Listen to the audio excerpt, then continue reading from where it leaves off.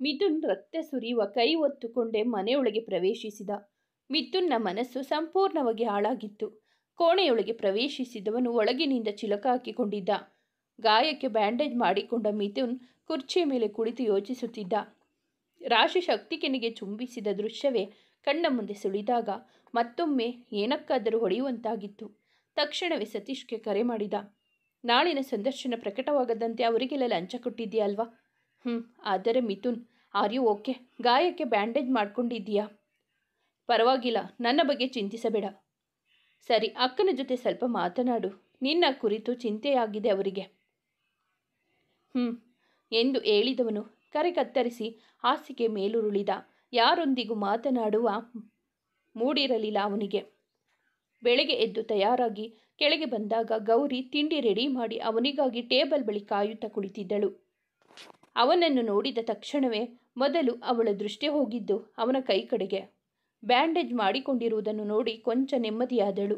ಮಿಥುನ್ ಏನು ಮಾತನಾಡದೆ ಮೌನವಾಗಿ ತಿಂಡಿ ತಿನ್ನಲು ಕುಳಿತ. ಅಕ್ಕ, ಇವತ್ತಿನ ಪೇಪರ್ ಕೊಡು. ಮಿಥುನ್, ಮೊದಲು ತಿಂಡಿ ತಿನ್ನು. ನನಗೆ ಪೇಪರ್ ಕೊಡು, ಓದುತ್ತಲೇ ತಿಂಡಿ ತಿಂತೀನಿ. ಗೌರಿ ಹಿಂಜರಿಕೆಯಿಂದಲೇ ನ್ಯೂಸ್ ಪೇಪರ್ ಅವನ ಕೈಗಿಟ್ಟಳು. ಮೊದಲನೇ ಪುಟ ತೆರೆದ ತಕ್ಷಣವೇ ಅವನ ಪಿತ್ತ ನೆತ್ತಿಗೇರಿತು. ರಾಶಿಯ ಸಂಪೂರ್ಣ ಸಂದರ್ಶನ ಪ್ರಕಟವಾಗಿತ್ತು. ಜೊತೆಗೆ ಅವಳು ಶಕ್ತಿ ಮತ್ತು ಡಿಸೈನರ್ನ ಜೊತೆಗೆ ರ್ಯಾಂಪ್ ವಾಕ್ ಮಾಡಿದ ಫೋಟೋ ಕೂಡ ಪ್ರಕಟವಾಗಿತ್ತು. ಗೌರಿ ಮೊದಲೇ ಪೇಪರ್ ನೋಡಿರುವುದರಿಂದಲೇ ಅವನು ತಿಂಡಿ ತಿನ್ನುವಾಗ ಪೇಪರ್ ನೋಡುವುದು ಬೇಡ ಎಂದು ಒತ್ತಾಯಿಸಿದ್ದು. ಆದರೆ ಅವನು ಅದನ್ನು ನೋಡಿಯಾಗಿತ್ತು. ಈಗ ಮುಂದೆ ಏನು ನಡೆಯಬಹುದು ಎನ್ನುವ ಊಹೆ ಇತ್ತವಳಿಗೆ. ತಕ್ಷಣವೇ ಕುಳಿತಲ್ಲಿಂದ ಎದ್ದು ಹೊರಟವನು ಅಕ್ಕನ ಕರೆಯನ್ನು ತಿಂಡಿ ತಿಂದು ಹೋಗು ಎನ್ನುವ ಅಜ್ಜಿಯ ಆದೇಶವನ್ನು ನಿರ್ಲಕ್ಷಿಸಿದ. ಕಾರು ಹತ್ತಿದವನು ನೇರವಾಗಿ ಅವಳು ಕೆಲಸ ಮಾಡುತ್ತಿದ್ದ ಆಫೀಸಿನ ಚಲಾಯಿಸಿದ. ರಾಶಿ ಮೀಟಿಂಗ್ ಒಂದರಲ್ಲಿ ವ್ಯಸ್ತಳಾಗಿದ್ದಳು.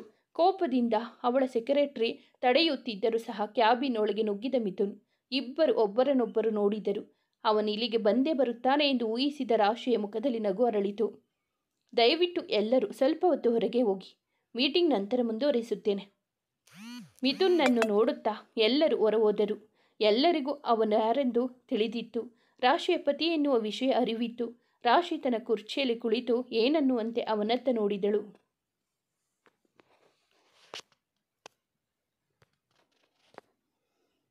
ಅವಳ ಎದುರಿದ್ದ ಟೇಬಲ್ ಮೇಲೆ ಪೇಪರ್ ಎಸೆದ ಮಿಥುನ್ ಕೋಪದಿಂದ ಏನಿದು ರಾಶಿ ಎಂದು ಕೇಳಿದ.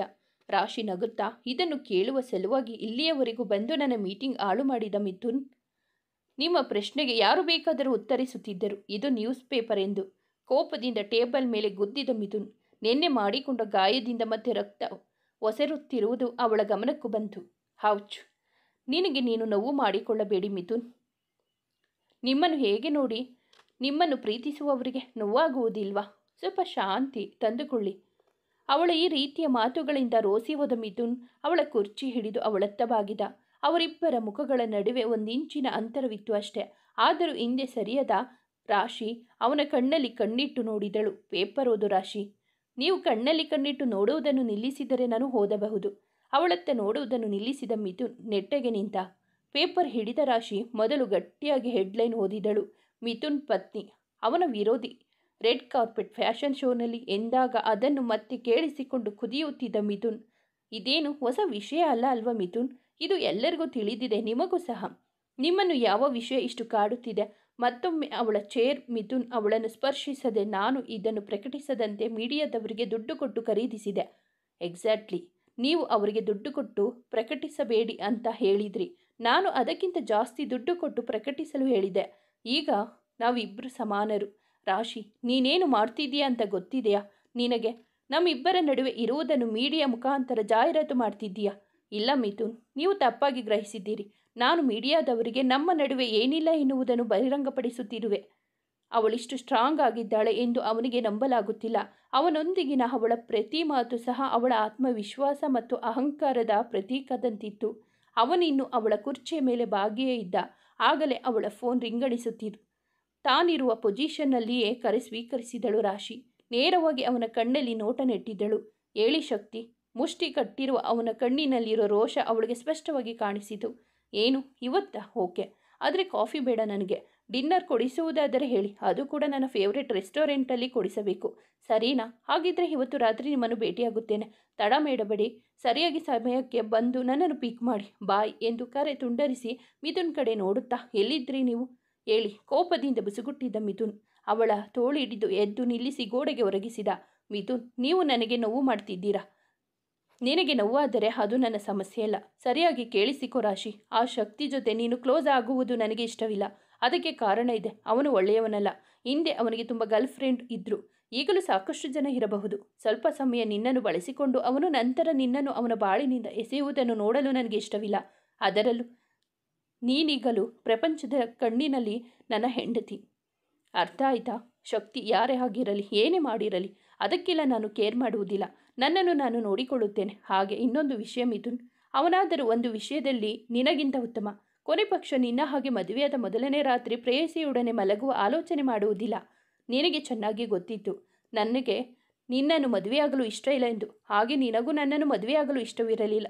ಲಹರಿ ಜೊತೆಗೆ ಆ ರೀತಿಯ ಸಂಬಂಧ ಇದೆ ಅಂತ ಮದುವೆಗೆ ಮೊದಲೇ ನಿನಗೂ ಗೊತ್ತಿತ್ತು. ಆದರೂ ನನ್ನನ್ನು ಮದುವೆಯಾಗಲು ಯಾಕೆ ಒಪ್ಪಿಕೊಂಡೆ? ನಿನ್ನ ಜೊತೆ ಬಲವಂತವಾಗಿ ಮದುವೆ ಮಾಡಿಸಿದ್ದರಿಂದಲೇ. ಆ ದಿನ ಕೋಪದಿಂದ ಅವಳೊಡನೆ ಹಾಗೆ ವರ್ತಿಸಿದೆ ಅಷ್ಟೇ. ನಾನು ನಿಮ್ಮನ್ನು ಮದುವೆಯಾಗಿದ್ದು ಮನೆಯವರ ಬಲವಂತಕ್ಕೆ ಕಟ್ಟುಬಿದ್ದು. ನಾನು ಕೂಡ ಆಗಿರುವಾಗ ನನ್ನನ್ನು ಬೇರೆ ಹುಡುಗಿಯ ಜೊತೆ ನೋಡಿ ನೀನು ಏಕೆ ಕೋಪಿಸಿಕೊಳ್ಳಬೇಕು? ನಾನು ಯಾವತ್ತೂ ನಿನ್ನವನಾಗಿರಲಿಲ್ಲ ರಾಶಿ. ನಾವು ಇಬ್ಬರು ಮನೆಯವರ ಸಲುವಾಗಿ ಮದುವೆಯಾಗಿದ್ದು. ನಮ್ಮಿಬ್ಬರ ನಡುವೆ ಯಾವುದೇ ಬಂಧವಿರಲಿಲ್ಲ. ಆ ದಿನ ರಾತ್ರಿ ಹಣ ಜೊತೆಗೆ ನಾನೇನು ಮಾಡಲು ಹೊರಟಿದ್ದೇನೆ. ಆದ್ದರಿಂದ ನಿನಗೆ ಬೇಸರವಾಗಿರಬೇಕಿರಲಿಲ್ಲ. ನಿನಗೆ ಬೇರೆ ಹುಡುಗಿಯರ ಜೊತೆ ದೈಹಿಕ ಸಂಬಂಧ ಇದ್ದರೆ ಅದರಿಂದ ನನಗೇನೂ ಆಗಬೇಕಿಲ್ಲ. ಆದರೆ ನನ್ನ ಜೀವನದಲ್ಲಿ ನೀವು ಯಾಕೆ ಮಧ್ಯೆ ಪ್ರವೇಶಿಸುತ್ತಿದ್ದೀರಾ? ನನ್ನನ್ನು ಬೇರೆ ಗಂಡಸರ ಜೊತೆ ನೋಡಿದಾಗ ನಿಮಗೂ ಸಮಸ್ಯೆ ಆಗಬಾರದು ಅಷ್ಟೇ. ಅವಳ ಪಾಯಿಂಟ್ ಸರಿಯಾಗಿತ್ತು. ಅವಳು ಯಾರೊಂದಿಗೆ ಇರುತ್ತಾಳೆ ಎನ್ನುವುದು ಅವನಿಗೆ ಸಂಬಂಧಿಸಿದ್ದಲ್ಲ. ಅದರಲ್ಲೂ ಅವನು ಲಹರಿ ಜೊತೆ ಅಂಟಿಕೊಂಡಿರುವಾಗ ಅವಳ ಭುಜ ಬಿಟ್ಟವನು ಹಿಂದೆ ಸರಿದು ನಿಂತ. ಸರಿಯಾದರೆ ನಿನ್ನ ಗೆರೆಯನ್ನು ನೀನು ದಾಟಬೇಡ ಎಂದು ಹೇಳಿದವನು ಅವಳ ಉತ್ತರಕ್ಕಾಗಿ ಕಾಯದೆ ಹೊರಟವನನ್ನು ಅವಳ ಮಾತು ತಡೆದಿತ್ತು. ಯಾರ ಜೊತೆಗಾದರೂ ಮಲಗಿದ್ರೆ ಅದು ಲಿಮಿಟ್ ಕ್ರಾಸ್ ಮಾಡಿದ ಹಾಗಲ್ಲ ಅಲ್ವಾ? ಅವಳಿಂದ ಈ ರೀತಿಯ ಮಾತು ಕೇಳಿದಾಗ ಅವನ ಕೋಪ ಕೆರಳಿತು. ಹಿಂತಿರುಗಿ ಅವಳತ್ತ ನೋಡಲು ಹೋಗದೆ ಕ್ಯಾಬಿನಿಂದ ಹೊರನಡೆದ. ಸಂಜೆ ಮನೆಯಲ್ಲಿ ಹೊರಗೆ ಹೋಗುವ ಸಲುವಾಗಿ ತಯಾರಾಗುತ್ತಿದ್ದಳು ರಾಶಿ. ಚಂದದ ಗ್ರೀನ್ ಟಾಪ್ ಜೊತೆಗೆ ಜೀನ್ಸ್ ತೊಟ್ಟು ಕೂದಲನ್ನು ಬಿಟ್ಟಿದ್ದಳು. ಆಗಲೇ ಕಾರಿನ ಹಾರ್ನ್ ಕೇಳಿಸಿದಾಗ ಕಿಟಕಿಯಲ್ಲಿ ಬಗ್ಗಿ ನೋಡಿದಳು. ಶಕ್ತಿ ಬಂದಿರುವುದನ್ನು ನೋಡಿ ಅಲ್ಲಿಂದಾನೇ 5 ನಿಮಿಷ ಎಂದು ಕಿರುಚಿದಳು. ಶಕ್ತಿ, ಒಳಗೆ ಬರುವುದಕ್ಕೆ ಹೇಳುವುದಿಲ್ವಾ? ಬೇಡ, ಬರಬೇಡಿ. ಓಕೆ, ಬೇಗ ಬಾ, ನಾನು ಇಲ್ಲಿ ಕಾಯ್ತಾ ಇರ್ತೀನಿ. ಕೊನೆಗೂ ಮೆಟ್ಟಿಲಿಳಿದು ಬಂದವಳನ್ನು ಅವಳ ತಂದೆ ತಡೆದರು. ರಾಶಿ, ಹೊರಗೆ ಹೋಗ್ತಿದ್ದೀಯಾ? ಹೌದು ಡ್ಯಾಡಿ, ಶಕ್ತಿಯ ಜೊತೆ. ಊಟಕ್ಕೆ ಬರುವುದಿಲ್ಲ, ಅವರಿಗೆ ಹೇಳಿಬಿಡಿ. ನೀನೇನು ಮಾಡ್ತಿದ್ದೀಯಾ ಅಂತ ಗೊತ್ತಿದೆಯಾ ನಿನಗೆ? ನಾನು ನನ್ನ ಲೈಫ್ ನಡೆಸುತ್ತಿದ್ದೇನೆ. ಹೇಗೆ ಅವನು ಅವನ ಲೈಫ್ ಲೀಡ್ ಮಾಡ್ತಿದ್ದಾನೋ ಹಾಗೆ ಎಂದು ಹೇಳಿ ಹೊರನಡೆದಳು. ಅವಳ ಮಾತು ಅವರಲ್ಲಿ ಭಯ ಹುಟ್ಟಿಸಿತು. ದಿನದಿಂದ ದಿನಕ್ಕೆ ನಿಧಾನವಾಗಿ ಮಗಳನ್ನು ಕಳೆದುಕೊಳ್ಳುತ್ತಿದ್ದೇನೆ ಅನಿಸಿತು ಅವರಿಗೆ. ರಾಶಿ ತನ್ನ ಬಾಳಿನ ಕುರಿತು ಸಮರ್ಥಕವಾಗಿ ನಿರ್ಧಾರ ಕೈಗೊಳ್ಳುವಷ್ಟು ಬೆಳೆದಿದ್ದಾಳೆ ಎಂಬ ಧೈರ್ಯವಿದ್ದರೂ ಸಹ ಎಲ್ಲೋ ಒಂದು ಕಡೆ ಇನ್ನೂ ಚಿಕ್ಕವಳಾಗಿರುವುದರಿಂದ ತಪ್ಪಾದ ನಿರ್ಧಾರ ತೆಗೆದುಕೊಂಡರೆ ಎನ್ನುವ ಭಯ ಕಾಡದೇ ಇರಲಿಲ್ಲ ಅವರಿಗೆ. ಶಕ್ತಿ ಮತ್ತು ರಾಶಿ ಪಬ್ಬೊಂದನ್ನು ಹೊಕ್ಕರು. ಮೊದಲಿಗೆ ಹೋಟೆಲಿಗೆ ಹೋಗುವ ಪ್ಲಾನ್ ಮಾಡಿದ್ದರು ಸಹ ಕೊನೆ ಕ್ಷಣದಲ್ಲಿ ಅದನ್ನು ಬದಲಾಯಿಸಿದ್ದರು. ಆದರೆ ಅಚ್ಚರಿ ಎನ್ನುವಂತೆ ಲಹರಿ ಮತ್ತು ಮಿಥುನ್ ಕೂಡ ಅಲ್ಲಿದ್ದರು. ಮಿನಿ ಉಡುಪು ಧರಿಸಿದ್ದ ಲಹರಿ ಮಿಥುನ್ ಜೊತೆ ಡ್ಯಾನ್ಸ್ ಮಾಡುತ್ತಿದ್ದಳು. ಮಿಥುನ್ನ ಒಂದು ಕೈ ಅವಳ ಸೊಂಟದ ಮೇಲಿದ್ದರೆ ಇನ್ನೊಂದು ಕೈ ಅವಳ ಕೊರಳನಪ್ಪಿತು. ಆಗಲೇ ಬರುತ್ತಿರುವ ಶಕ್ತಿ ಮತ್ತು ರಾಶಿ ಮೇಲೆ ಬಿದ್ದಾಗ ಅಚ್ಚರಿಪಟ್ಟಿದ್ದರು. ಶಕ್ತಿಯ ಜೊತೆಗೆ ಊಟಕ್ಕೆ ಹೋಗುತ್ತಿರುವುದರ ಕುರಿತು ಅವನಿಗೂ ತಿಳಿದಿತ್ತು. ಆದರೆ ಅವನೊಂದಿಗೆ ಇಲ್ಲಿಗೆ ಬರಬಹುದು ಎಂದು ನಿರೀಕ್ಷಿಸಿರಲಿಲ್ಲ ಮಿಥುನ್. ಅವಳನ್ನು ಗುರಾಯಿಸಿ ನೋಡಿದ ಮಿಥುನ್ ಮತ್ತೆ ಲಹರಿ ಮೇಲೆ ದೃಷ್ಟಿ ನೆಟ್ಟ. ಲಹರಿ, ಸೊ ನಿನ್ನ ಹೆಂಡತಿ ಕೂಡ ಇಲ್ಲಿಗೆ ಬಂದಿದ್ದಾಳೆ? ಅವಳಲ್ಲಿದ್ದರೂ ಇಲ್ಲದಿದ್ದರೂ ನನಗೇನೂ ಆಗಬೇಕಿಲ್ಲ, ಗೊತ್ತು, ನಾನು ನೋಡ್ತಿದ್ದೀನಿ ಎಂದವಳು ಅವನ ಕೆನ್ನೆಗೆ ಚುಂಬಿಸಿದರೆ ಅದು ರಾಶಿಯ ಕಣ್ಣಿಗೆ ಬಿತ್ತು. ಶಕ್ತಿ, ರಾಶಿ, ಆ ಮೂಲೆಯಲ್ಲಿರುವ ಟೇಬಲ್ ತೆಗೆದುಕೊಳ್ಳೋಣವಾ? ಎಲ್ಲಾದರೂ ಪರವಾಗಿಲ್ಲ ಶಕ್ತಿ, ನನಗೇನು ಸಮಸ್ಯೆ ಇಲ್ಲ. ಇಬ್ಬರು ಮೂಲೆಯಲ್ಲಿರುವ ಟೇಬಲ್ ಬಳಿ ಕುಳಿತರು. ಯು ಓಕೆ ರಾಶಿ? ಹಾಂ, ಇಲ್ಲ, ಅದು ಏನದು? ಡ್ಯಾನ್ಸ್ ಮಾಡೋಣವಾ? ಏನಾದರೂ ತಿನ್ನುವ ಮೊದಲೇ. ಸರಿ ಬಾ, ಹೋಗೋಣ ಎಂದವ ಅವಳ ಕೈ ಹಿಡಿದುಕೊಂಡು ಡ್ಯಾನ್ಸ್ ಫ್ಲೋರಿನತ್ತ ಕರೆದೊಯ್ದ. ರಾಶಿ 2 ಕೈಗಳಿಂದ ಅವನ ಕುತ್ತಿಗೆ ಬೆಳೆಸಿದಾಗ ಅಚ್ಚರಿಯಿಂದ ಅವನ ಹುಬ್ಬುಗಳು ಮೇಲೇರಿದವು. ಯಾರು ತುಂಬ ಹತ್ತಿರವಾಗುತ್ತಿದ್ದಾರೆ. ಏನಾದರೂ ವಿಶೇಷವಾದ ಕಾರಣವಿದೆಯೇ? ನಿಮಗೆ ಏನನಿಸುತ್ತೆ? ಅವನಿಗೆ ಹೊಟ್ಟೆ ಕಿಚ್ಚಾಗಲಿ ಅಂತಾನಾ? ನಾನೇಕೆ ಹಾಗೆ ಮಾಡಲಿ? ಯಾಕೆ ಮಾಡಲ್ಲ ರಾಶಿ? ನಿನ್ನ ಕಣ್ಣುಗಳಲ್ಲಿ ಸ್ಪಷ್ಟವಾಗಿ ಕಾಣಿಸುತ್ತಿದೆ. ನನ್ನ ಕಣ್ಣುಗಳು ಸುಳ್ಳು ಹೇಳುತ್ತಿವೆ. ನನ್ನನ್ನು ನಿಮ್ಮನ್ನು ಜೊತೆ ನೋಡಿ ಅವನು ಹೊಟ್ಟೆ ಕಿಚ್ಚು ಪಡಲಿ ಎನ್ನುವುದಕ್ಕೆ ಅವನ ಮೇಲೆ ನನಗೆ ಯಾವ ಭಾವನೆಯೂ ಇಲ್ಲ. ಅವಳ ನಡುವನ್ನು ಬಳಸಿದ ಶಕ್ತಿ ಇಬ್ಬರು ನಿಧಾನವಾಗಿ ಡ್ಯಾನ್ಸ್ ಮಾಡತೊಡಗಿದರು. ಅವನನ್ನು ಲಹರಿ ಜೊತೆ ನೋಡಿ ನಿನಗೆ ಹೊಟ್ಟೆ ಕಿಚ್ಚಾಗುತ್ತಿಲ್ವಾ? ಖಂಡಿತ ಇಲ್ಲ. ನನ್ನ ಮೊದಲ ರಾತ್ರಿ ಎಂದು ಅವರಿಬ್ಬರನ್ನು ಇದಕ್ಕಿಂತಲೂ ಕೆಟ್ಟದಾದ ಪೊಸಿಷನ್ನಲ್ಲಿ ನೋಡಿದ್ದೇನೆ. ಅದು ಯಾವತ್ತೂ ಕೂಡ ನನ್ನ ಮನಸ್ಸಿನಿಂದ ಅಳಿಸಿ ಹೋಗುವುದಿಲ್ಲ. ಶಕ್ತಿ ನಗು ಮರೆಯಾಗಿತ್ತು ಅವಳ ಮಾತು ಕೇಳಿ. ಅವಳನ್ನು ಅರ್ಥವಾಗುತ್ತಿತ್ತು ಅವನಿಗೆ. ಆ ರಾತ್ರಿ ನೀನು ಸಂಪೂರ್ಣವಾಗಿ ಶಟರ್ ಆಗಿರಬಹುದಲ್ವಾ? ದಯವಿಟ್ಟು ಆ ರಾತ್ರಿಯ ಕುರಿತು ಮಾತನಾಡಬೇಡಿ. ಅದರ ಕುರಿತು ನೆನಪಿಸಿಕೊಳ್ಳಲು ಸಹ ನನಗೆ ಇಷ್ಟವಿಲ್ಲ. ಬೇರೆ ಏನಾದರೂ ಮಾತನಾಡಿ. ಲಹರಿ ಮತ್ತು ಮಿಥುನ್ ಶಕ್ತಿ ಮತ್ತು ರಾಶಿಯಿಂದ ಸಾಕಷ್ಟು ದೂರದಲ್ಲಿದ್ದರು. ಅವರಿಬ್ಬರನ್ನು ಹಾಗೆ ನೋಡಿ ಕುಣಿಯುತ್ತಿದ್ದ ಮಿಥುನ್ ಹಿಡಿತ ಇನ್ನಷ್ಟು ಬಿಗಿಯಾಗಿತ್ತು. ಮಿಥುನ್, ನೀನು ನನ್ನ ಬೆನ್ನು ಮೂಳೆ ಮುರಿದು ಹಾಕ್ತೀಯಾ? ಶಟಪ್ ಲಹರಿ, ನಾನು ತಮಾಷೆ ಮಾಡ್ತಿಲ್ಲ. ನೀನು ನಿಜವಾಗಿಯೂ ನನಗೆ ನೋವು ಮಾಡ್ತಿದ್ದೀಯಾ? ತಕ್ಷಣವೇ ಅವನ ಹಿಡಿತ ಸಡಿಲವಾಯಿತು. ನಿನ್ನ ಬಳಿ ಏನು ಕೇಳಬಹುದಾ ರಾಶಿ? ನಿನಗೆ ಅಭ್ಯಂತರವಿರದಿದ್ದರೆ ಇವತ್ತು ರಾತ್ರಿ ನಿನಗೆ ಮುತ್ತು ಕೊಡಬಹುದಾ? ತಕ್ಷಣವೇ ಡ್ಯಾನ್ಸ್ ಮಾಡುವುದನ್ನು ನಿಲ್ಲಿಸಿ ಅವನ ಮುಖ ನೋಡಿದಳು ರಾಶಿ. ನಾನು ತಮಾಷೆ ಮಾಡ್ತಿಲ್ಲ ರಾಶಿ, ಸೀರಿಯಸ್ ಆಗಿಯೇ ಕೇಳ್ತಿದ್ದೀನಿ. ಅವನ ಮಾತಿನಿಂದ ಎಷ್ಟು ಆಶ್ಚರ್ಯವಾಗಿತ್ತೋ ಅಷ್ಟೇ ಗೊಂದಲವಾಗಿತ್ತೋ ಅವಳಿಗೆ. ಬೇಡವೆಂದರೂ ಒಮ್ಮೆ ಮಿಥುನ್ನತ್ತ ನೋಡಿದಳು. ಅವರಿಬ್ಬರು ಏನು ಮಾತನಾಡುತ್ತಿರಬಹುದು. ರಾಶಿ ಯಾಕೆ ಹಾಗೆ ನೋಡುತ್ತಿದ್ದಾಳೆ ಎನ್ನುವ ಅನುಮಾನ ಕಾಡಿತು ಮಿಥುನ್ಗೆ. ನಿನ್ನ ಉತ್ತರ ಹೌದು ಎಂದು ತೆಗೆದುಕೊಳ್ಳಲ ಎಂಬ ಶಕ್ತಿ ಪ್ರಶ್ನೆಗೆ ತಲೆಬಾಗಿದಳು ರಾಶಿ. ಶಕ್ತಿ ಅವಳ ತುಟಿಯತ್ತ ಬಾಗಿದ. ಅವಳಿಗದು ಇಷ್ಟವಿರಲಿಲ್ಲ, ತಪ್ಪೆಂದು ಅನಿಸಿತು. ಅದರಲ್ಲೂ ಎದುರಿರುವವನ ಮೇಲೆ ಯಾವುದೇ ಭಾವನೆ ಇಲ್ಲದಿರುವಾಗ ಅವನಿಗೆ ಚುಂಬಿಸಲು ಅವಕಾಶ ಕೊಡುವುದು ತಪ್ಪಿಸಿತು. ಆದರೂ ಎಲ್ಲ ಒಂದು ಕಡೆ ತಾನು ಮಿಥುನ್ಗಿಂತ ಕಡಿಮೆ ಇಲ್ಲ ಎಂದು ತೋರಿಸಿಕೊಳ್ಳುವ ಹುಚ್ಚು ಆಲೋಚನೆ ಮನಹೊಕ್ಕಿತು. ಅವನು ತಾನಿಲ್ಲದೆ ಲಹರಿ ಜೊತೆಗೆ ಸಂತೋಷವಾಗಿ ಜೀವನ ನಡೆಸುತ್ತಿರುವಾಗ ನಾನು ಕೂಡ ಅವನಿಲ್ಲದೆ ಇದ್ದರೂ ಸಹ ಸಂತೋಷವಾಗಿ ಇರಬಹುದು ಎಂದು ತೋರಿಸಬೇಕು. ಹಾಗಾಗಿ ಅಥವಾ ಬೇಡ ಎನ್ನಲೆ ಎನ್ನುವ ದ್ವಂದ್ವದಲ್ಲಿದ್ದಳು ರಾಶಿ. ಶಕ್ತಿ ಅವಳ ಮೊಗದತ್ತ ಬಾಗಿದ ಕ್ಷಣದಿಂದಲೇ ಡ್ಯಾನ್ಸ್ ನಿಲ್ಲಿಸಿದ ಅವನು ಲಹರಿಗೆ ಅವನ ವರ್ತನೆ ವಿಚಿತ್ರವಾಗಿ ಕಂಡಿತು. ಶಕ್ತಿ ಮತ್ತು ರಾಶಿ ಒಳಗೆ ಬಂದಾಗಿನಿಂದಲೂ ಅವನ ವರ್ತನೆ ಬದಲಾಗುತ್ತಲೇ ಇತ್ತು. ತಕ್ಷಣವೇ ಡಿಜೆ ಬಳಿ ಹೋದ ಮಿಥುನ್ ಅವನ ಕಿವಿಯಲ್ಲೇನೋ ಉಸಿರಿದ. ಹಾಡು ಬಂದ್ ಮಾಡಿದ ಡಿಜೆ ಈಗ ಎಲ್ಲ ನಿಮ್ಮ ಪಾರ್ಟ್ನರ್ಸ್ ಬದಲಾಯಿಸಿಕೊಳ್ಳಿ ಎಂದು ಅನೌನ್ಸ್ ಮಾಡಿದ. ಎಲ್ಲರೂ ತಮ್ಮ ತಮ್ಮ ಪಾರ್ಟ್ನರ್ಸ್ ಬದಲಾಯಿಸುತ್ತಿದ್ದರು. ಶಕ್ತಿ ಮುತ್ತು ಕೊಡುವ ಮುನ್ನವೇ ಡಿಜೆ ಅನೌನ್ಸ್ ಮಾಡಿದ. ಇಂತಹ ಒಳ್ಳೆಯ ಸಮಯ ಹಾಳು ಮಾಡಿದ್ರು. ಅವನ ಮಾತಿಗೆ ನಕ್ಕಿದಳು ರಾಶಿ. ಬೆಳಕು ಡಿಮ್ ಆಗಿತ್ತು. ಪಾರ್ಟ್ನರ್ಸ್ ಬದಲಾಗುವಾಗ ರಾಶಿ ನಡು ಹಿಡಿದು ಯಾರೋ ಅವನತ್ತ ಎಳೆದುಕೊಂಡಾಗ ತಟ್ಟನೆ ಗಾಬರಿಯಾಗಿದ್ದಳು. ಯಾರೆಂದು ಅರಿವಾಗಲಿಲ್ಲ ಅವಳಿಗೆ. ನಾರ್ಮಲ್ ಆಗಿ ಯಾರು ಹುಡುಗಿಯರನ್ನು ಈ ರೀತಿ ಡ್ಯಾನ್ಸಿಗೆ ಎಳೆದುಕೊಳ್ಳುವುದಿಲ್ಲ. ಹಾಗಾಗಿ ಇನ್ನೇನು ಕಿರ್ಚಬೇಕು. ಆ ವ್ಯಕ್ತಿ ಅವಳ ಕಿವಿಯತ್ತ ಬಾಗಿ ಏನೋ ಹೇಳಿದ. ರಾಶಿ, ನೀನು ಇದನ್ನೆಲ್ಲ ಮಾಡುವುದು ಬೇಡವಾಗಿತ್ತು ಎಂದಿದ್ದ ಮಿಥುನ್. ಅದು ಮಿಥುನ್ ಎಂದು ಅರಿವಾಗುತ್ತಲೇ ಅವನನ್ನು ದೂರ ತಳ್ಳಿ 2 ಹೆಜ್ಜೆ ಹಿಂದೆ ಬಂದು ನಿಂತಳು ರಾಶಿ. ಆದರೆ ಮಿಥುನ್ ಮತ್ತೆ ತಮ್ಮ ಇಬ್ಬರ ನಡುವಿನ ಅಂತರವನ್ನು ನಿವಾರಿಸಿ ಅವಳ ಕುತ್ತಿಗೆ ಹಿಡಿದು ತನ್ನ ಸನಿಹ ಎಳೆದುಕೊಂಡ. ಅವಳ ಮುಖದತ್ತ ಬಾಗಿದ. ಅವನ ಉಸಿರು ಅವಳ ಮುಖದ ಮೇಲೆ ಬೀಳುವಷ್ಟು ಸನಿಹದಲ್ಲಿದ್ದರು. ಅವನ ಕಣ್ಣಿನಲ್ಲಿರುವ ರೋಷ ಸ್ಪಷ್ಟವಾಗಿ ಕಾಣಿಸುತ್ತಿತ್ತು. ನನ್ನ ಜೊತೆ ಮಾತನಾಡುವ ಮುನ್ನ ಜಾಗೃತೆ ಇರಲಿ ಎಂದು ಹೇಳಿದವನು ಅವನ ಕೈ ಹಿಡಿದುಕೊಂಡು ಪಬ್ಬಿನಿಂದ ಹೊರ ಎಳೆದುಕೊಂಡು ಹೋದ. ಅವನ ಹಿಡಿತದಿಂದ ಬಿಡಿಸಿಕೊಳ್ಳಲು ರಾಶಿ ಎಷ್ಟೇ ಕೊಸರಾಡಿದರೂ ಅವನು ಲೆಕ್ಕಕ್ಕೆ ತೆಗೆದುಕೊಳ್ಳಲಿಲ್ಲ. ಒಳಗೆಲ್ಲ ಮಬ್ಬುಗತ್ತಲು ಹರಡಿದ್ದರಿಂದ ಅವನು ಅವಳನ್ನು ಎಳೆದೊಯ್ಯುತ್ತಿರುವುದನ್ನು ಯಾರೂ ನೋಡಲಿಲ್ಲ. ಶಕ್ತಿ ಬೇರೆ ಹುಡುಗಿಯೊಂದಿಗೆ ಡ್ಯಾನ್ಸ್ ಮಾಡುತ್ತಿದ್ದರೆ ಲಹರಿ ಯಾರೊಂದಿಗೋ ಕರೆಯಲಿದ್ದಳು. ಅವಳನ್ನು ಹೊರ ಕರೆ ತಂದ ಮೇಲೆ ಕೈ ಬಿಟ್ಟಿದ್ದು ಮಿಥುನ್. ಕೋಪದಿಂದ ಅವಳತ್ತ ಬೆರಳು ತೋರಿಸಿದ್ದ. ಸರಿಯಾಗಿ ಕೇಳಿಸ್ಕೋ ರಾಶಿ, ಡಬಲ್ ಸ್ಟ್ಯಾಂಡರ್ಡ್ ನನಗೂ ಇಷ್ಟವಿಲ್ಲ. ನನಗೇನು ಅನ್ವಯಿಸುತ್ತದೋ ಅದು ನಿನಗೂ ಅನ್ವಯಿಸುತ್ತದೆ. ಆದರೆ ನಿನಗೆ ಅದರಲ್ಲಿ ನಿಜವಾದ ಆಸಕ್ತಿ ಇದ್ದಾಗ ಮಾತ್ರ. ಬೇರೆಯವರ ಸಲುವಾಗಿ ನೀನು ಶಕ್ತಿಗೆ ಮುತ್ತು ಕೊಡಬೇಕಾಗಿಲ್ಲ. ಆದರೆ ನಿನ್ನ ಅಂತರಂಗ ಒಪ್ಪಿಕೊಂಡರೆ ಮಾತ್ರ ನೀನು ಕೊಡಬೇಕು. ಇದನ್ನೆಲ್ಲ ಮಾಡುವುದರಿಂದ ನನಗಿಂತ ನೀನು ಯಾವುದರಲ್ಲೂ ಕಡಿಮೆ ಇಲ್ಲ ಎಂದು ತೋರಿಸಬಹುದು ಎಂದು ಭಾವಿಸಿದ್ದರೆ ಅದರಷ್ಟು ದೊಡ್ಡ ತಪ್ಪು ಬೇರೊಂದಿಲ್ಲ. ನಿನಗಿನ್ನು 25 ವರ್ಷ ಅಷ್ಟೆ. ಈ ವಯಸ್ಸಿನಲ್ಲಿ ನಿನ್ನಂತೆ ಕೆಲವು ಹುಡುಗಿಯರು ತಪ್ಪು ಮಾಡುವುದು ಸಹಜ. ಮತ್ತೆ ನನ್ನಂತ ಪಶ್ಚಾತ್ತಾಪ ಪಡುತ್ತಾರೆ. ನಿನ್ನೊಂದಿಗೆ ಈ ರೀತಿ ಆಗಬಾರದು ಎನ್ನುವುದು ನನ್ನ ಉದ್ದೇಶ. ಅರ್ಥ ಆಯ್ತಾ? ಬೇರೆಯವರ ಜೊತೆ ದೈಹಿಕ ಸಂಬಂಧ ಹೊಂದಿದ್ದೇನೆ ಎಂದು ನನಗೆ ಸಾಬೀತು ಮಾಡುವ ಅವಶ್ಯಕತೆ ಇಲ್ಲ. ಅದು ನೀನು ಹೊಂದಿಲ್ಲದೆ ಇರುವಾಗ. 10 ವರ್ಷದ ಪುಟ್ಟ ಮಗು ಹೇಗೆ ಸ್ನೇಹಿತರ ಬಳಿ ಇರುವುದೆಲ್ಲ ನನಗೂ ಬೇಕು ಎಂದು ಹಠ ಮಾಡುತ್ತದೆಯೋ ನೀನು ಹಾಗೆ ವರ್ತಿಸುತ್ತಿರುವೆ.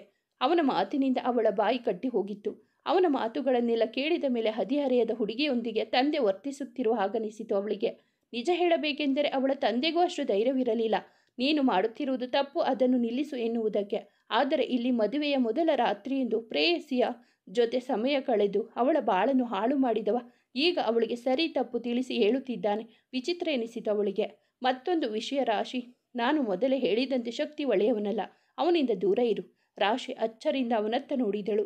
ಅವನ ಕಣ್ಣುಗಳಲ್ಲಿ ಅವಳ ಮೇಲಿರುವ ಕಾಳಜಿ ಸ್ಪಷ್ಟವಾಗಿ ಕಾಣಿಸುತ್ತಿತ್ತು. ಆದರೆ ಯಾಕೆ ತನ್ನ ಕುರಿತು ಅವನಿಗಿಷ್ಟು ಕಾಳಜಿ ಯಾಕೆ ಎನ್ನುವ ಪ್ರಶ್ನೆ ಅವಳ ಮನಸ್ಸಲ್ಲಿ ಮೂಡಿತು. ಅವನನ್ನು ಹೇಗೆ ಅರ್ಥೈಸಿಕೊಳ್ಳಬೇಕೆಂದು ತಿಳಿಯಲಿಲ್ಲ ಅವಳಿಗೆ. ಬಾ, ಮನೆಗೆ ಡ್ರಾಪ್ ಮಾಡ್ತೀನಿ ಎಂದು ಹೇಳಿದವನು ಅವಳ ಕೈ ಹಿಡಿದುಕೊಂಡಾಗ ಅವನ ಕೈಯನ್ನು ದೂರ ತಳ್ಳಿದಳು ರಾಶಿ. ನಾನು ಮನೆಗೆ ಹೋಗ್ತಿದ್ದೀನಿ ಈಗ ಅಂತ ಯಾರು ಹೇಳಿದರು? ನಾನೆಲ್ಲ ಹೋಗ್ತಿಲ್ಲ, ನಿಮ್ಮ ಜೊತೆಯಂತೂ ಖಂಡಿತ ಇಲ್ಲ. ನನ್ನ ಶಕ್ತಿ ಕುರಿತು ಅಲ್ಪ ಭಾವಿಸಬೇಡ ರಾಶಿ. ರಾಶಿ, ನಿನ್ನನ್ನು ಪಬ್ಬಿನಿಂದ ಹೊರಗೆಳೆದುಕೊಂಡು ಬರಲು ನನ್ನಿಂದ ಸಾಧ್ಯವಾಗಿದ್ದರೆ ನಿನ್ನನ್ನು ಎತ್ತಿ ಕಾರಿನೊಳಗೆ ಕೂರಿಸಲು ನನಗೆ ಬರುತ್ತದೆ. ಆಮೇಲೆ ಮನೆಗೆ ತಲುಪಿದ ಮೇಲೆ ಎತ್ತಿಕೊಂಡು ಹೋಗಿ ನಿನ್ನ ರೂಮಿನಲ್ಲಿ ಇಳಿಸುತ್ತೇನೆ. ನಾನು ಹಾಗೆಲ್ಲ ಮಾಡುವುದಿಲ್ಲ ಎನ್ನುವ ಭ್ರಮೆ ಬೇಡ. ಸುಮ್ಮನೆ ಬಾ ನನ್ನ ಜೊತೆ ಎಂದವನು ಮತ್ತೆ ಕೈ ಚಾಚಿದಾಗ ಹಿಂದೆ ಹೋಗಿ ನಿಂತಳು. ನನ್ನನ್ನು ಹೇಗೆ ಕೆರಳಿಸಬೇಕೆಂದು ನಿನಗೆ ಚೆನ್ನಾಗಿ ಗೊತ್ತು ಎಂದು ಹೇಳಿದವ ಅವಳನ್ನು ಎತ್ತಿಕೊಂಡ. ಅವನ ಎದೆಗೆ ಗುದ್ದಿದ ರಾಶಿ ಅವಳನ್ನು ಕೆಳಗೆ ಬಿಡುವಂತೆ ಕೇಳುತ್ತಲೇ ಇದ್ದಳು. ಆದರೆ ಅವನು ಅದಕ್ಕೆ ಕಿವಿ ಕೊಡದಿದ್ದಾಗ ಜೋರಾಗಿ ಕಾಪಾಡಿ ಕಾಪಾಡಿ ಎಂದು ಕಿರುಚಿದಳು. ಅಲ್ಲಿ ಸ್ವಲ್ಪ ಮುಂದೆ ಕಾರಿಗೋರಿಗೆ ನಿಂತು ಮಾತನಾಡುತ್ತಿದ್ದ 4-5 ಹುಡುಗರು ಹುಡುಗಿಯೊಬ್ಬಳು ಸಹಾಯಕ್ಕಾಗಿ ಕೂಗುತ್ತಿರುವುದನ್ನು ಕೇಳಿಸಿಕೊಂಡು ಮಿಥುನ್ ಬಳಿ ಬಂದಿದ್ದರು. ಅವರನ್ನು ನೋಡಿದ ತಕ್ಷಣ ರಾಶಿಯ ಚೀರಾಟ ಇನ್ನೂ ಹೆಚ್ಚಾಗಿತ್ತು. ಹೇಯ್, ಆ ಹುಡುಗಿಯನ್ನು ಬಿಡು. ಮಿಥುನ್, ನಿನ್ನ ಕೆಲಸ ನೀನು ನೋಡ್ಕೊ. ಇವಳು ನನ್ನ ಹೆಂಡತಿ. ನಿನ್ನ ಹೆಂಡತಿಯಾಗಿದ್ದರೆ ಸಹಾಯಕ್ಕಾಗಿ ಯಾಕೆ ಕಿರುಚುತ್ತಾಳೆ? ರಾಶಿ ಇನ್ನು ಅವನ ತೋಳಿನಲ್ಲೇ ಇದ್ದಳು. ಅವಳಿಗಂತೂ ತುಂಬ ಖುಷಿಯಾಗಿತ್ತು. ಇವರು ನನ್ನ ಗಂಡ ಅಲ್ಲ, ನನ್ನೊಡನೆ ಕೆಟ್ಟದಾಗಿ ವರ್ತಿಸಲು ಪ್ರಯತ್ನಿಸುತ್ತಿದ್ದಾರೆ. ದಯವಿಟ್ಟು ನನ್ನನ್ನು ಕಾಪಾಡಿ. ಸ್ಟಾಪ್ ಮಾಡು ರಾಶಿ. ನಿನಗೇನು ಹುಚ್ಚ? ಯಾರು ರಾಶಿ? ನಾನು ರಾಶಿಯಲ್ಲ, ನನ್ನ ಹೆಸರು ರಾಣಿ. ಅವಳು ಬೇಕಂತಲೇ ಹೀಗೆ ಮಾಡುತ್ತಿದ್ದಾಳೆ ಎಂದು ಸ್ಪಷ್ಟವಾಗಿತ್ತು ಮಿಥುನ್ಗೆ. ಹುಡುಗಿಯನ್ನು ಬಿಡ್ತೀಯಾ ಅಥವಾ ಪೆಟ್ಟು ತಿಂತೀಯಾ? ಮಿಥುನ್, ಸುಮ್ಮನೆ ನನ್ನ ದಾರಿಗೆ ಅಡ್ಡ ಬರಬೇಡಿ, ಅರ್ಥ ಆಯ್ತಾ? ಅಥವಾ ಇಲ್ಲದಿದ್ದರೆ ಏನು ಮಾಡ್ತೀಯಾ ಎಂದವನು ಮಿಥುನ್ನನ್ನು ಹಿಂದೆ ತಳ್ಳಿದ. ಅಷ್ಟೇ, ಅವನ ಸಹನೆಯನ್ನು ಕೆಣಕಿತ್ತು. ರಾಶಿಯನ್ನು ಕೆಳಗಿಳಿಸಿದ ಮಿಥುನ್ ಎದುರಿದ್ದ ಹುಡುಗನಿಗೆ ಹೊಡೆದಿದ್ದ. ಉಳಿದವರು ಅವನ ಜೊತೆ ಹೊಡೆದಾಟ ಶುರು ಮಾಡಿದರು. ಪಕ್ಕದಲ್ಲಿ ನಿಂತಿದ್ದ ರಾಶಿಯಂತೂ ಗಂಡ ತನ್ನಿಂದಾಗಿ ಅನವಶ್ಯಕ ಹೊಡೆದಾಟದಲ್ಲಿ ಭಾಗಿಯಾಗಿರುವುದನ್ನು ನೋಡಿ ಎಂಜಾಯ್ ಮಾಡುತ್ತಿದ್ದಳು. ಹೊಡೆದಾಟ ತುಂಬ ಸಮಯದವರೆಗೂ ಸಾಗಿತ್ತು. ಮಿಥುನ್ಗೆ ಗಾಯವಾಗಿತ್ತು ಮತ್ತು ಮುಖ ಕೈಯೆಲ್ಲ ಗಾಯವಾಗಿತ್ತು. ಆದರೆ ಅವನಿಗದರ ಮೇಲೆ ಗಮನವಿರಲಿಲ್ಲ. ಆ ಹುಡುಗರು ಮತ್ತೆ ತನ್ನ ಜೀವನದಲ್ಲಿ ಮೂಗು ತೂರಿಸಬಾರದು ಎನ್ನುವುದಷ್ಟೇ ಅವನ ಗುರಿಯಾಗಿತ್ತು. ಮೊದಲು ಖುಷಿಪಟ್ಟಿದ್ದ ರಾಶಿ ಹೊಡೆದಾಟ ಗಂಭೀರ ಸ್ವರೂಪ ಪಡೆದಾಗ ಗಾಬರಿಗೊಂಡಿದ್ದಳು. ಒಂದು ಹುಡುಗನಂತೂ ಜೇಬಿನಿಂದ ಚಾಕು ತೆಗೆದು ಮಿಥುನ್ಗೆ ಚುಚ್ಚಲು ಮುಂದಾದಾಗ ಹೆದರಿಕೆಯಿಂದ ಜೋರಾಗಿ ಕಿರುಚಿದಳು ರಾಶಿ. ಮಿಥುನ್, ಹಿಂದೆ ನೋಡು, ಅವಳೇಕೆ ಕಿರುಚುತ್ತಿದ್ದಾಳೆ ಎಂದು ಹಿಂತಿರುಗಿದ ಮಿಥುನ್ ಚಾಕು ಅವನ ಬಲಗೈಯನ್ನು ತಿವಿದಿತ್ತು. ಮಿಥುನ್ ಎಂದು ಕಿರುಚಿದ ರಾಶಿ ಅವನತ್ತ ಓಡಿದಳು. ಹುಡುಗರು ಸಿಕ್ಕಿ ಹಾಕಿಕೊಳ್ಳುವ ಭಯದಿಂದ ಪಲಾಯನ ಮಾಡಿದ್ದರು. ರಾಶಿ ಓಡಿ ಬಂದು ರಕ್ತ ಸುರಿಯುತ್ತಿದ್ದ ಅವನ ಕೈಯನ್ನು ಪರೀಕ್ಷಿಸುವ ಪ್ರಯತ್ನ ಮಾಡಿದಳು. ಚಾಕುವನ್ನು ದೂರ ಎಸೆದ ಮಿಥುನ್ ಜೋರಾಗಿ ಉಸಿರಾಡುತ್ತಿದ್ದ. ಅವಳು ಅವನ ಕೈ ಮುಟ್ಟಿದ ತಕ್ಷಣ ಅವಳ ಕೈ ದೂರ ಸರಿಸಿದ. ಮುಟ್ಟಬೇಡ ನನ್ನ. ನಿನಗಂತೂ ಮೂವಿ ನೋಡಿದಷ್ಟು ಖುಷಿಯಾಗಿರಬೇಕು ಅಲ್ವಾ? ಚೆನ್ನಾಗಿ ಎಂಜಾಯ್ ಮಾಡ್ತಿದ್ದೆ. ರಾಶಿಯ ಕಣ್ಣು ತುಂಬಿ ಬಂತು. ಹೊಡೆದಾಟ ಇಷ್ಟು ಗಂಭೀರವಾಗಬಹುದು ಎಂದು ಊಹಿಸಿರಲಿಲ್ಲ ಅವಳು. ಅವನಿಗೆ ಗಾಯವಾಗಿ ರಕ್ತ ಸುರಿಯುತ್ತಿರುವುದನ್ನು ನೋಡಿದ ಮೇಲೆ ನೋವಾಗಿತ್ತು. ಈಗಾದರೂ ನನ್ನ ಜೊತೆ ಬರ್ತೀಯಾ ಅಥವಾ ಇನ್ನು ಬೇರೆಯವರ ಕೈಯಲ್ಲಿ ಒಡೆಸುವುದಕ್ಕಿದೆಯಾ? ನಿಮ್ಮ ಗಾಯಕ್ಕೆ ಬ್ಯಾಂಡೇಜ್ ಮಾಡಲು ಬಿಡಿ. No thanks. ಮಿಥುನ್, ಚಿಕ್ಕ ಮಕ್ಕಳಂತೆ ಹಾಡಬೇಡಿ. ರಕ್ತ ಹೋಗುತ್ತಿದೆ. ಹಾಗೆ ಬಿಟ್ಟರೆ ಪರಿಸ್ಥಿತಿ ಇನ್ನೂ ಕೆಟ್ಟದಾಗುತ್ತದೆ. ನೀನ್ಯಾಕೆ ಕೇರ್ ಮಾಡ್ತೀಯಾ? ಇದು ನನ್ನ ತಪ್ಪಿನಿಂದ ಆಗಿದ್ದು. ಹಾಗಾಗಿ ನಾನು ಕಾಳಜಿ ಮಾಡ್ತಿದ್ದೀನಿ. ಇಲ್ಲ ಅಂದಿದ್ರೆ ನಾನೇನು ಕೇರ್ ಮಾಡ್ತಿರಲಿಲ್ಲ ಎಂದವಳು ಪರ್ಸಿಂದ ಕರ್ಚೀಫ್ ತೆಗೆದು ಅವನ ಗಾಯಕ್ಕೆ ಬಿಗಿಯಾಗಿ ಕಟ್ಟಿದಳು. ರಾಶಿಯನ್ನು ಒಳಗೆಲ್ಲ ಹುಡುಕಿದ ಶಕ್ತಿ ಆಗಷ್ಟೇ ಹೊರಗೆ ಬಂದವನು ಅವರಿಬ್ಬರನ್ನು ನೋಡಿದ. ಮಿಥುನ್ ಕೈಗೆ ಕರ್ಚೀಫ್ ಕಟ್ಟುತ್ತಿರುವುದನ್ನು ನೋಡಿದ. ಹೋಯ್ ಗಾಯ್ಸ್, ಏನಾಯಿತು ಇಲ್ಲಿ ಎಂದು ಕೇಳಿದ ಶಕ್ತಿ ಬನ್ನಿ ಹೋಗೋಣ ಎಂದು ಅವನತ್ತ ನಡೆದವಳ ಕೈ ಹಿಡಿದುಕೊಂಡ ಮಿಥುನ್. ನಾನು ನಿನ್ನನ್ನು ಮನೆಗೆ ಡ್ರಾಪ್ ಮಾಡ್ತೀನಿ ಅಂತ ಹೇಳಿದ್ದೆ.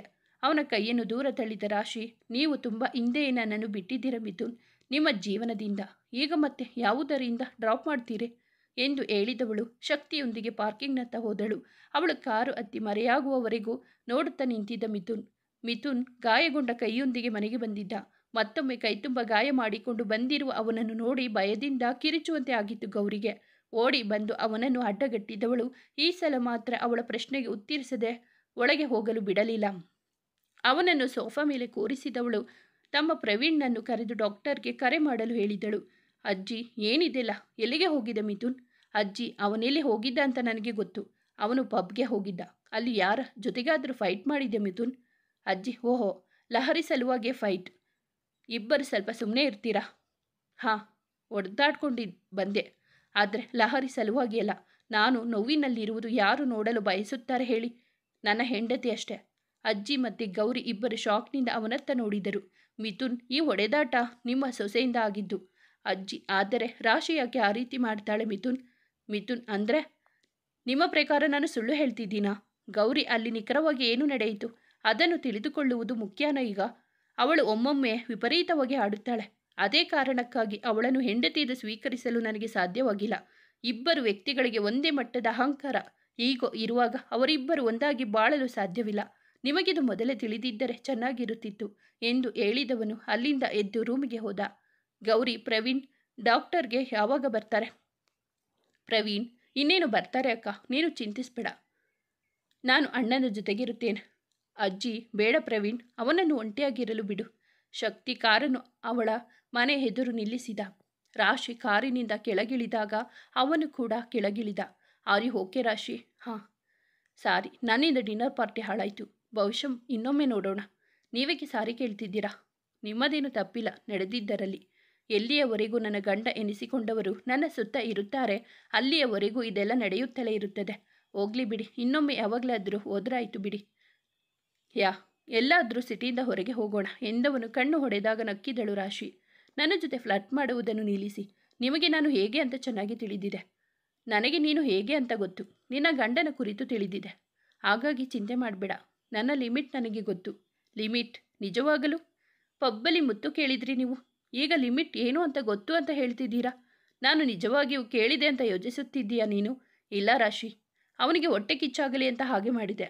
ಬೇಕಂತಲೇ ನಿನ್ನ ಬಳಿ ಮುತ್ತು ಕೊಡುವುದಾಗಿ ಹೇಳಿ ನಿನ್ನತ್ತ ಬಾಗಿದೆ. ಅವನು ಅದನ್ನು ನಡೆಯಲು ಎಂದು ಬಿಡುವುದಿಲ್ಲ ಎನ್ನುವುದು ನನಗೆ ಸ್ಪಷ್ಟವಾಗಿ ತಿಳಿದಿತ್ತು. ಮುಂದೆ ಏನು ನಡೆಯಿತು ಅಂತ ನೀನೇ ನೋಡಿದೆ. ಅವನು ಬೇಕಂತಲೇ ಡಿಜೆ ಬಳಿ ಹೋಗಿ ಪಾರ್ಟ್ನರ್ಸ್ ಬದಲಾಯಿಸುವಂತೆ ಅನೌನ್ಸ್ ಮಾಡಿಸಿದ. ಅದರ ಅರ್ಥ ತುಂಬ ಇದೆ ರಾಶಿ. ಆದರೂ ಅವನಿಗೆ ನಿನ್ನಿಂದ ಏನು ಬೇಕು ಅಂತಲೇ ನನಗೆ ಅರ್ಥವಾಗುತ್ತಿಲ್ಲ. ಅಂದರೆ ಅವನು ಏನು ಬೇಕಾದರೂ ಮಾಡಬಹುದು, ಆದರೆ ನಿನ್ನನ್ನು ಬೇರೆಯವರ ಜೊತೆ ನೋಡಲು ಅವನು ಸಿದ್ಧನಿಲ್ಲ. ಯಾಕೆ? ನನಗೂ ತಿಳಿದಿಲ್ಲ ಶಕ್ತಿ. ಆದರೆ ಈ ಸಲ ನನ್ನ ಜೀವನದ ಜೊತೆ ಆಟವಾಡಲು ನಾನು ಬಿಡುವುದಿಲ್ಲ ಶಕ್ತಿ. ಮೊದಲ ರಾತ್ರಿಯೆಂದು ಪ್ರೇಯಸಿಯೊಡನೆ ರೂಮಿನಲ್ಲಿ ಕಳೆದಿರುವುದರ ಅರ್ಥ ಏನೆಂದು ಅವನಿಗೆ ಅರ್ಥವಾಗುವಂತೆ ಸರಿಯಾದ ಪಾಠ ಕಲಿಸುತ್ತೇನೆ. ರಾಶಿ, ನಾನಿದನ್ನು ನಿನ್ನ ಬಳಿ ಕೇಳಬಾರದು ಅಂತ ಗೊತ್ತು. ಆದರೂ ಸಹಜ ಕುತೂಹಲ. ನೀವಿಬ್ಬರ ಮದುವೆ ಯಾಕೆ ಆಯಿತು? ಮತ್ತೆ ಮದುವೆಯಾದ ಮೇಲೆ ಮೊದಲ ರಾತ್ರಿ ಏನು ನಡೆಯಿತು ಎಂದು ತಿಳಿದುಕೊಳ್ಳುವ ಹಂಬಲ. ನಿನಗೆ ಇಷ್ಟವಿರದಿದ್ದರೆ ಪರವಾಗಿಲ್ಲ, ನಾನು ಒತ್ತಾಯಿಸುವುದಿಲ್ಲ. ರಾಶಿ ಎಲ್ಲವನ್ನು ಶಕ್ತಿ ಜೊತೆಗೆ ಹಂಚಿಕೊಳ್ಳುತ್ತಾಳ? ಕಾದು ನೋಡುವ. ಮುಂದುವರಿಯುವುದು. ಸ್ನೇಹಿತರೆ, ಈ ಕಥೆ ನಿಮಗೆ ಇಷ್ಟವಾಗಿದ್ದರೆ ದಯವಿಟ್ಟು ಒಂದು ಲೈಕ್ ಮಾಡಿ, ನಮ್ಮ ಚಾನಲನ್ನು ಸಬ್ಸ್ಕ್ರೈಬ್ ಆಗಿ, ಪಕ್ಕದಲ್ಲಿರುವ ಬೆಲ್ ಬಟನ್ ಕ್ಲಿಕ್ ಮಾಡಿ, ನೀವು ಫ್ರೆಂಡ್ಸ್ ಆ್ಯಂಡ್ ಫ್ಯಾಮಿಲಿಗೆ ಕಥೆಯನ್ನು ಶೇರ್ ಮಾಡಿ, ನಿಮ್ಮ ಅನಿಸಿಕೆ ಅಭಿಪ್ರಾಯವನ್ನು ಕಾಮೆಂಟಲ್ಲಿ ತಿಳಿಸಿ. ಕಥೆಯನ್ನು ಕೇಳಿದ್ದಕ್ಕಾಗಿ ಧನ್ಯವಾದಗಳು.